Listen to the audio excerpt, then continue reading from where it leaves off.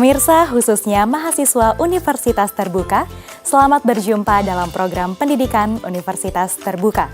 Program ini akan membahas mata kuliah Manajemen Pendidikan TK dengan kode PAUD 4303 dengan topik Strategi Marketing Lembaga PAUD yang Kreatif. Baiklah pemirsa, kita mulai pembahasannya. Promosi merupakan upaya memperkenalkan suatu produk atau jasa kepada calon konsumen agar mau menggunakan produk atau jasa tersebut.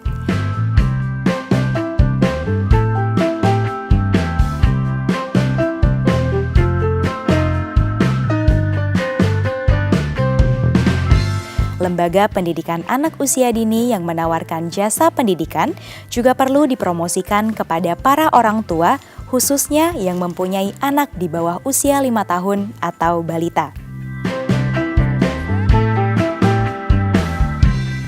Lembaga PAUD perlu melakukan promosi dengan tujuan yang pertama, memberitahukan kepada publik bahwa ada lembaga PAUD yang menerima pendaftaran murid baru. Yang kedua, memberitahukan bahwa lembaga PAUD tersebut mempunyai keunggulan tersendiri. Yang ketiga, memberikan penjelasan kepada orang tua yang sedang mencari informasi tentang lembaga PAUD. Yang keempat, mengundang publik yang lebih luas untuk menyekolahkan anaknya di lembaga PAUD tersebut. Dan yang kelima, mempertahankan eksistensi lembaga PAUD agar selalu dapat berkompetisi dengan lembaga PAUD lainnya.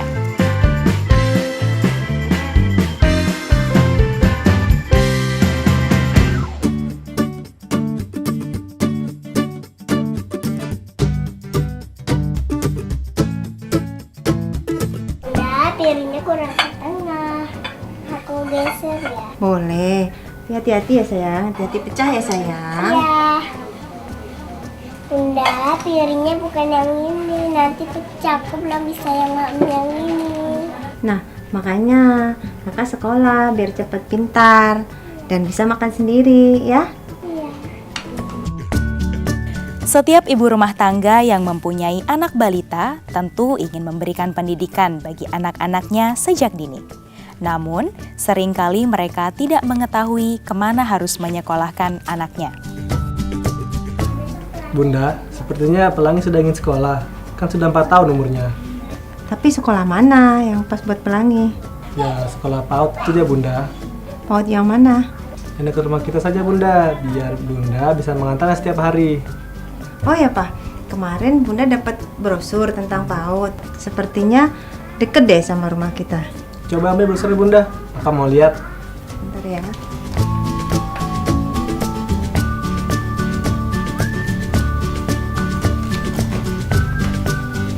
Ini Pak brosurnya.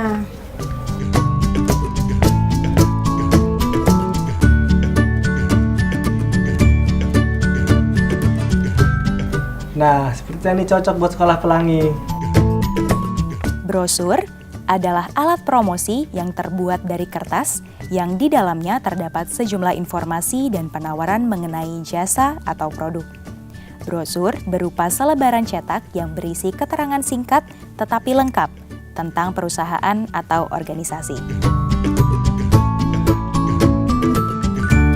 Kelebihan penggunaan brosur adalah tidak terdapat batasan penggunaan ruang dan dapat dibagikan secara cuma-cuma, secara langsung kepada target sasaran atau melalui pos dengan biaya relatif murah.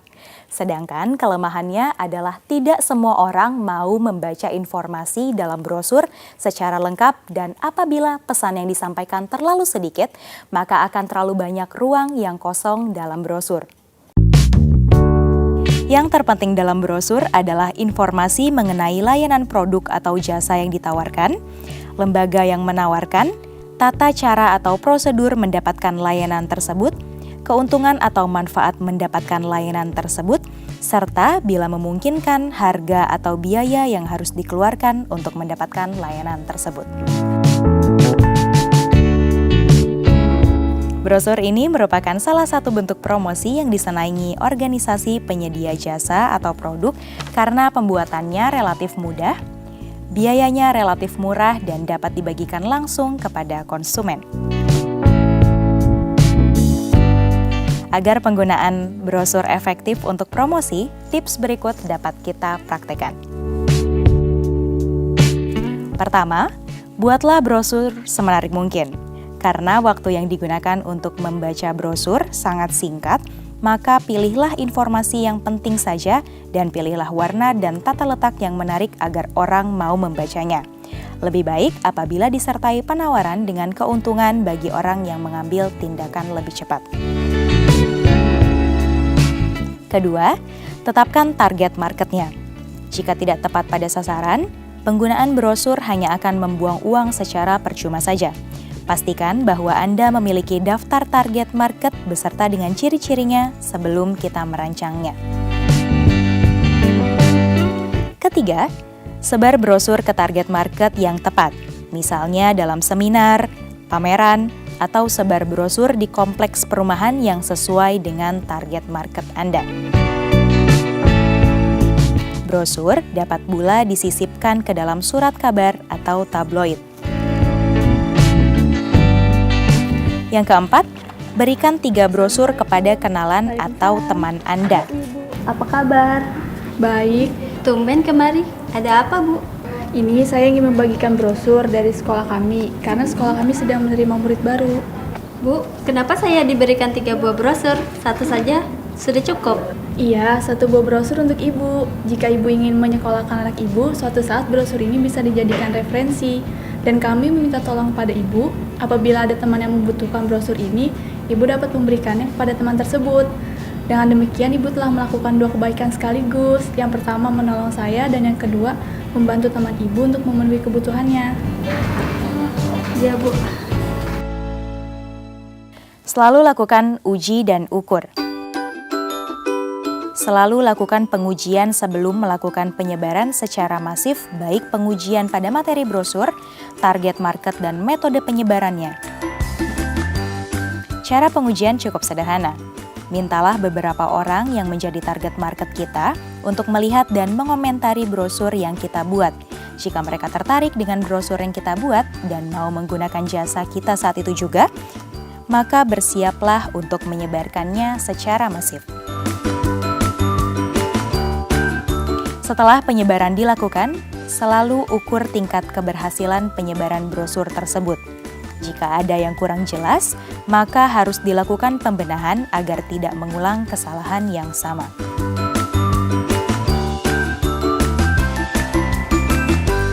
Bentuk promosi yang kedua, yang biayanya relatif murah, adalah menggunakan poster. Poster merupakan satu bentuk seni komunikasi, perhubungan, dan pengiklanan yang berfungsi sebagai pengumuman, pemberitahuan, dan pengiklanan. Poster harus dapat menarik perhatian orang ramai serta dapat menyampaikan pesan dengan jelas, cepat, dan berkesan.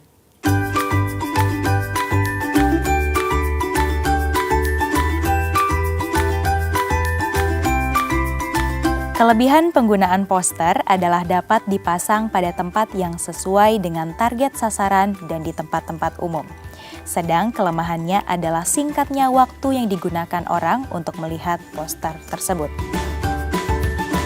Waktu calon konsumen membaca poster lebih singkat dibandingkan dengan membaca brosur karena poster tidak dibawa pulang dan hanya menempel di dinding. Oleh karena poster harus berisi informasi yang singkat, jelas, bermakna, dan menarik, baik warna maupun tata letaknya.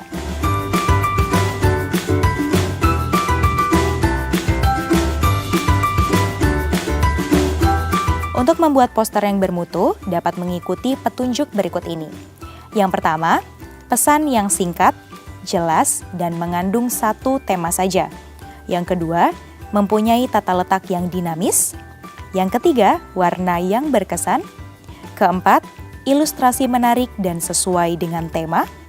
Kelima, asli atau original dan unik. Dan yang keenam, berisi kata-kata yang dapat mempengaruhi pembacanya.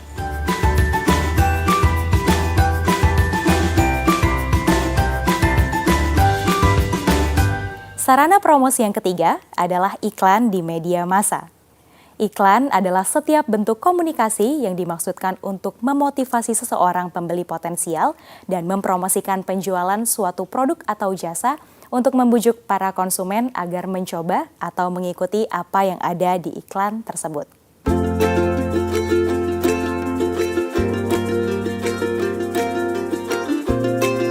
Iklan mengambil peran penting dalam yang pertama, membangun dan mengembangkan citra positif bagi suatu lembaga dan produk atau jasa yang dihasilkan melalui proses sosialisasi yang terencana dan tertata dengan baik. Yang kedua, membentuk publik opini yang positif terhadap lembaga dan produk atau jasa tersebut. Yang ketiga, mengembangkan kepercayaan masyarakat terhadap produk atau jasa konsumsi dan perusahaan yang menghasilkannya. Dan yang keempat, menjalin komunikasi secara efektif dan efisien dengan masyarakat luas, sehingga dapat terbentuk pemahaman dan pengertian yang sama terhadap suatu produk atau jasa yang ditawarkan. Bentuk promosi yang tak kalah menarik adalah menampilkan anak-anak TK menari, menyanyi, dan kegiatan seni lainnya dalam acara panggung gembira.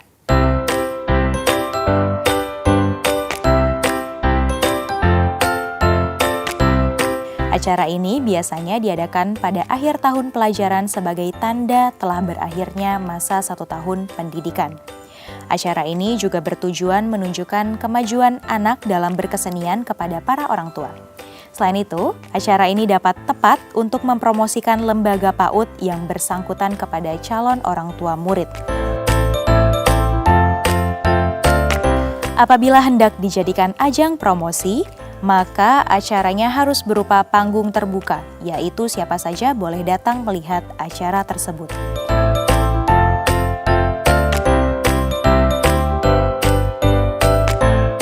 Umumkan rencana mengadakan acara panggung ini ke seluruh warga masyarakat di sekitar sekolah. Dengan demikian, akan banyak orang tua yang ikut menonton meskipun anaknya tidak terlibat dalam acara tersebut. Apabila keuangan memungkinkan, dapat pula memanggil artis yang sudah terkenal agar acara panggung lebih menarik bagi pengunjung.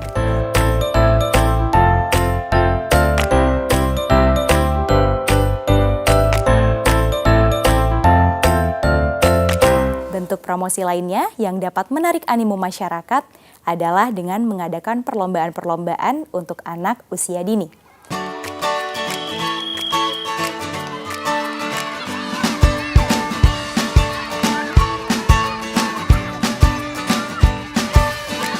Perlombaan ini harus bersifat terbuka, yaitu siapapun dapat mengikutinya asalkan usianya memenuhi syarat, yaitu 5 tahun ke bawah.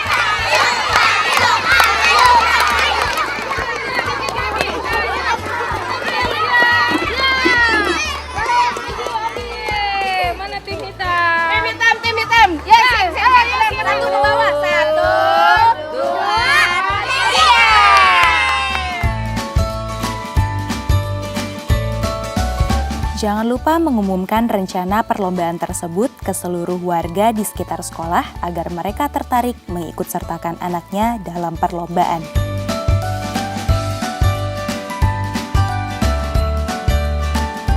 Inilah dia prestasi dari TK Negeri 1 Pembina Depok. Pemberian hadiah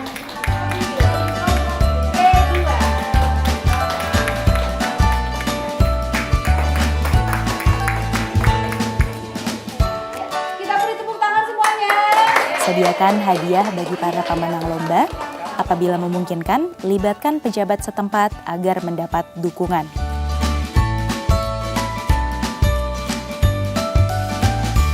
Cara lain mempromosikan lembaga PAUD adalah dengan mengadakan karnaval yang diikuti oleh anak-anak lembaga PAUD yang bersangkutan.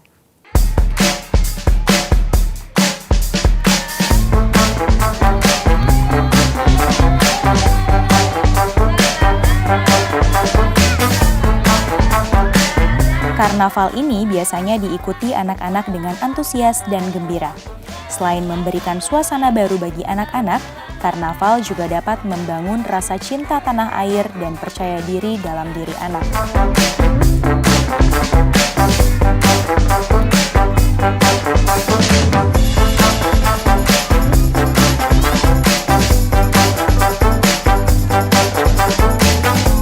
Mempromosikan lembaga PAUD sangat penting dalam rangka menarik minat orang tua untuk memasukkan anaknya ke dalam lembaga PAUD yang bersangkutan.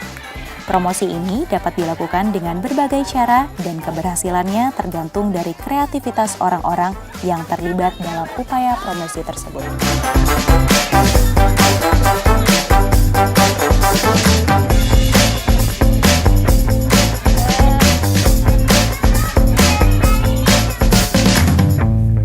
Pemirsa, khususnya mahasiswa Universitas Terbuka, demikianlah pembahasan topik strategi marketing PAUD yang kreatif.